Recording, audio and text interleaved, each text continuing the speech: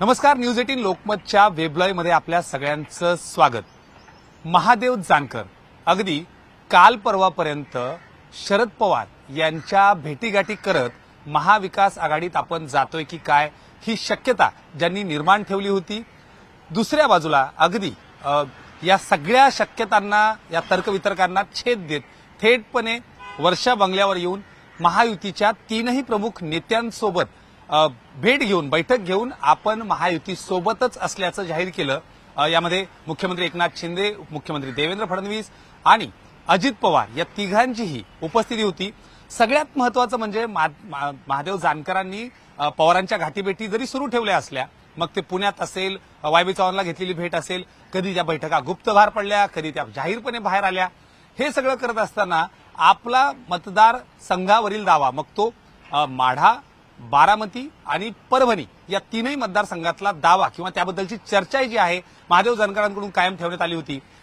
महायुतीमध्ये आल्यानंतर किंवा महायुतीत सामील झालोय हे सांगितल्यानंतर जानकरांनी एक महत्वाची गोष्ट केली आहे आणि ती म्हणजे महायुतीत आल्यानंतर ज्या पद्धतीनं त्यांनी आपली भूमिका जी आहे ती फक्त लेखी तोंडी न ठेवता, माफ करा, तोंडी न ठेवता मानकरांनी ही सगळी महादेव जानकरांनी आपली जी भूमिका आहे ती लेखी पद्धतीनं म्हणजे एक प्रेस रिलीजच्या माध्यमातून वदवून घेत तीनही महत्वाच्या महायुतीच्या नेत्यांची स्वाक्षरी त्यामध्ये खाली घेतली. आपण बघितलं तर 2 दिवसांपूर्वी ज्यावेळी ही भेट झाली होती त्यावेळी आपण महायुतीमध्ये सामील होत आहोत आणि मी कायम महायुती सोबतच राहून काम करणार आहे, आपल्याला लोकसभेची 1 जागा देण्याचं कबूल देखील करण्यात आले, असा जो जाहीरनामा आहे तो जानकरांनी माध्यमांना दिला आणि त्यामध्ये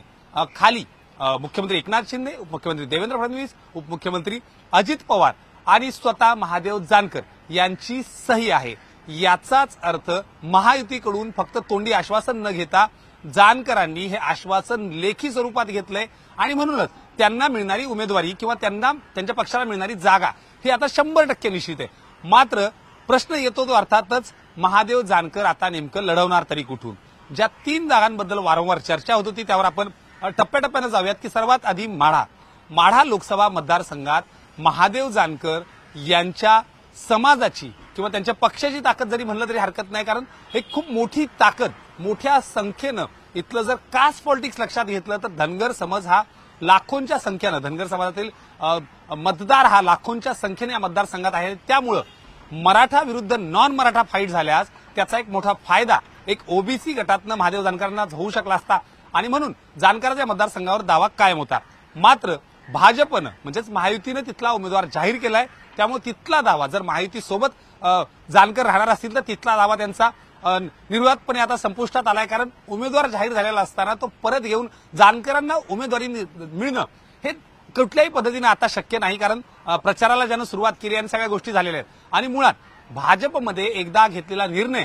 परत माघार घेण्याची वेळ सहसा येत नाही किंवा अशा पद्धतीचा कुठला निर्णय होत नाही. दुसरा मुद्दा बारामतीचा, अर्थात बारामतीमधून अजित पवारांच्या वाट्याला असलेली जागा ही जानकरांना देऊन त्यांना बारामती लढवली जाईल का याची देखील शक्यता आता जवळपास मावळली असं म्हणावं लागेल, कारण बारामतीमधून सुप्रिया सुळे यांच्या विरोधात सुनेत्रा पवार हेच समीकरण प्रत्येक ठिकाणी पाहायला मिळते. याला पुष्टी जेव्हा येते की स्वतः सुनेत्रा पवार यांनी मागच्या काही दिवसांपासून, खास करून लोकसभा निवडणूक लागण्याच्या देखील म्हणजे तारखा जाहीर होण्याच्या आधीपासून देखील मतदारसंघात भेटीगाठी, छोट्या छोट्या गावांना भेटी देणं, महत्वाच्या प्रमुख राजकीय नेत्यांना भेटणं, या सगळ्यांमध्ये म्हणजेच थोपटेंकडे त्यांचं जाणं असेल किंवा आपले एकेकाळचे कट्टर विरोधक असणारे देखील अशा देखील भेटीगाठी सुनेत्रा पवार यांनी सुरू ठेवलेल्या आहेत. अर्थात इथं जी ट्विस्ट रंगते ते विजय शिवतारे यांच्या वतीनं, कारण शिवतारे आपली जागा लढवणार ठाम आहेत. कदाचित याचा काही दिवसानंतर परिणाम बदलून शिवतारे माघार देखील घेऊ शकतात. मात्र जानकरांना ही जागा मिळण्याची शक्यता आता जवळपास मावळली आहे, कारण स्वतः अजित पवार यांच्या पत्नी सुनेत्रा पवार जर रिंगणात येत असतील आणि थेटपणे दिल्लीकडूनच असे आदेश असतील की सुप्रियाच्या विरोधात सुनेत्रा पवारच राहतील, फक्त औपचारिक घोषणा जर बाकी उरलेली असेल तर मात्र इथं आता पुन्हा एकदा त्यासाठी अडचण निर्माण होणार नाही अशीच काही परिस्थिती आहे. आता तिसरा आणि अतिशय महत्वाचा मतदारसंघ राहतो तो अर्थात परभणीची जागा देखील राष्ट्रवादीच्याच कोट्यात महायुतीमध्ये गेलेली आहे. परभणीमधून राष्ट्रवादीचे विटेकर यांच्या उमेदवारीची वारंवार चर्चा होत असताना आता जानकरांच्या एंट्रीनं मात्र परभणीत मोठा ट्विस्ट आलाय आणि त्यामुळं जर जानकरांना ही जागा सुटली किंवा जानकरांच्या पक्षाला ही जागा सुटली तर एक मोठा फायदा या निमित्तानं तिथं महायुतीला होऊ शकतो आणि कदाचित याच टप्प्यावर याच लेखी त्यांना माहितीत आणलं असावं हा देखील एक कयास जो आहे तो निमित्तानं उभा होतोय। मात्र आता मुद्दा येतो की परभणीची जागा जर जानकरांना द्यायची असेल तर नेमकं जानकर कुठल्या चिन्हावर ही निवडणूक लढवणार। राष्ट्रवादीच्या कोट्यात असणारी जागा असल्यामुळं आता थेट अजित पवार आणि राष्ट्रवादीचं घड्याळ जानकरांच्या हाती येतंय की काय अशीच काहीची परिस्थिती या निमित्तानं निर्माण झाली आहे। आणि या सगळ्या टप्प्यावर परभणीमध्ये असणारा म्हणजे लाखोंचा जो समाज आहे, लाखोंच्या संख्येनं तिथनं असलेली धनगर मतं असतील किंवा ओबीसी मतं असतील ही जानकरांना आपल्याकडे वळवावी लागतील। राष्ट्रवादी सारख्या पक्षाचा एक चेहरा असताना त्यांना ही मतं मिळवणं किंवा मुस्लिम मतं मिळवणं देखील एक सोपं ठरेल।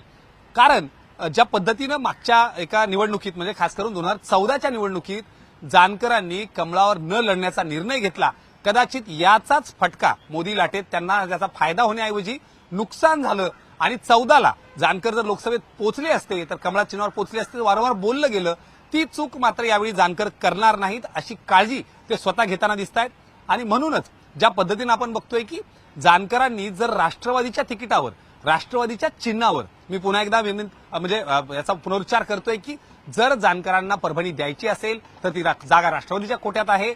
चिन्हाचा फटका बसू नये किंवा इतर देखील महत्वाची मतं त्यांना आपल्या कोट्यात जर आणायची असतील तर मात्र राष्ट्रवादी पक्ष आणि पक्षचिन्ह याच्यावर जानकर लढू शकतात। अर्थात एक जागा देण्याचं लेखी निश्चित झाल्यानंतर आता जो पर्याय सर्वात मोठा पर्याय जो उरतोय अर्थातच परभणीच्या जागेवर आणि त्यामुळं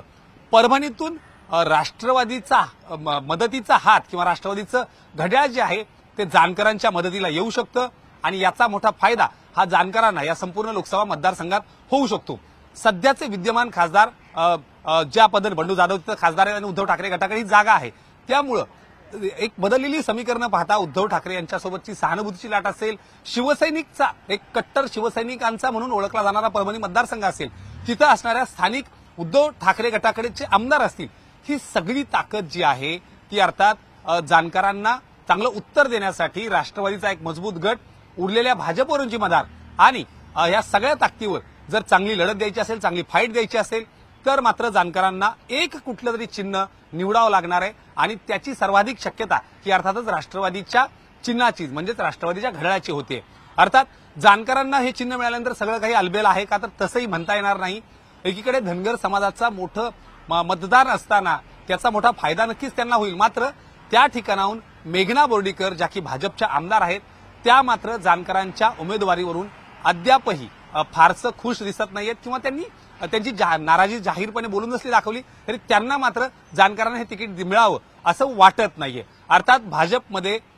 नाराजी बोलून जरी दाखवली किंवा आज जरी ठेवली तर त्याचा काही फारसा परिणाम होत नाही। पक्ष संघटना आणि मोदींसाठीचा विजय या टप्प्यावर तिथल्या प्रत्येक भाजपच्या आमदाराला किंवा पदाधिकाऱ्याला ज्याला कुणाला महायुतीत तिकीट मिळेल त्याचं काम करावंच लागणार आहे आणि त्यामुळं महायुतीतनं परभणीमध्ये जर जानकर राहिले तर एक मोठा फायदा अर्थात महायुतीतनं म्हणजेच राष्ट्रवादीच्या तिकिटावर जर त्यांनी राहिले आणि राष्ट्रवादी अर्थात त्या जागेवरचा पहिल्यापासूनचा दावा जो आहे तो कायम आहे। भाजपकडे तिथला उमेदवार त्यांनी कधी बघितला नव्हता किंवा त्यांनी चाचपणी देखील केली नव्हती आणि त्यामुळं राष्ट्रवादीकडे असणारी ही जागा राष्ट्रवादीने बांधलेली ही जागा जानकरांना मिळतेय का आणि राष्ट्रवादीच्या घड्याळावर जानकर ही जागा लढवून पुन्हा एकदा ताकदीनं लोकसभेत म्हणजेच महायुतीतनं लोकसभेत मोदींच्या लोकसभेत पोहोचतायत का हे अंदाज जो आहे जो समीकरण आहे त्यानुसार लावलं जाते। या सगळ्या टप्प्यावर फक्त परभणीवरच जानकरांची ताकद नाही तर जानकरांना महायुतीसोबत जोडून पश्चिम महाराष्ट्रात असणारा धनगर समाज असेल, बारामती आणि माढ्यातला असणारा धनगर समाज असेल, जानकरांना मारणारा हा संपूर्ण वर्ग ही संपूर्ण ताकद जी आहे ती महायुतीत आणण्यासाठी जानकर स्वतःच्या लोकसभेनंतर या सगळ्या लोकसभेमध्ये एक स्टार प्रचारक म्हणून देखील जातील आणि त्यामुळं एका मतदारसंघाच्या बदल्यात राज्यभरातला धनगर जो की जानकरांना मानणारा वर्ग आहे ओबीसी असेल हा सगळा महायुतीनं आपल्या पारड्यात जोडून घेतलाय असंच म्हणावं लागेल। त्यामुळे आता फक्त औपचारिक घोषणा ही कधी होते पाहावं लागेल। तुर्तास या सगळ्या गोष्टींमध्ये जानकरांच्या येण्यानं महायुतीला ठिकठिकाणी फायदा होईल असंच काही राजकीय वर्तुळात निर्माण झाले. सर्वात महत्वाचं म्हणजे शरद पवार यांच्या भेटीगाठी करत चकवा देऊन थेटपणे महायुतीत सामील झालेले जानकर आता कशा पद्धतीनं ही ताकद वाढवून ठेवतायत हे पाहणं नक्कीच महत्वाचं आहे. व्हिडिओ जर्नलिस्ट राजेश राहुल झोरी, news 18 Lokmat, web live, Mumbai.